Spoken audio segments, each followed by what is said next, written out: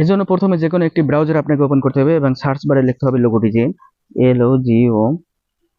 দেখুন এই যে ইন্টারফেসটি আছে লোগো ডিজাইন, আমি এটার উপর ট্যাপ করে দিচ্ছি।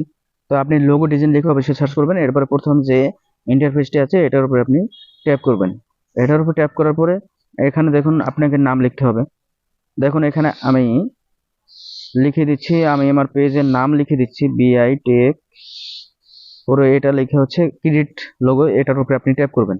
নিচের দিকে চলে আসবেন, দেখুন এখানে অসংখ্য পরিমাণে আপনি আপনার নাম দিয়ে, দেখুন এখানে নাম দিয়ে বিভিন্ন ধরনের লোগো আপনি পেয়ে যাবেন। যেটা আপনার পছন্দ হয় সেটা আপনি এখান থেকে নিয়ে নিতে পারবেন। ধরুন আমি এই লোগোটি আমার পছন্দ হয়েছে, এখানে রয়েছে ডাউনলোড, ডাউনলোডে ক্লিক করলে এটা ডাউনলোড হবে এবং উপরে রয়েছে এডিট। সো আপনি যদি এডিটের উপরে ক্লিক করেন তাহলে হচ্ছে আপনি এখানে কিছু সংযোজন বিয়োজন করতে পারবেন। এখানে এই যে দেখুন আপনি যদি মন চায় কিছু লিখতে পারবেন বা কিছু যদি রিমুভ করতে ইচ্ছে করে তাহলে আপনি কিন্তু এটা রিমুভও করতে পারবেন। এই যে এটা চলে আসছে এবং বিভিন্ন ধরনের অপশন রয়েছে, এখান থেকে আপনি সম্পূর্ণ আপনি কাস্টমাইজ করতে পারবেন।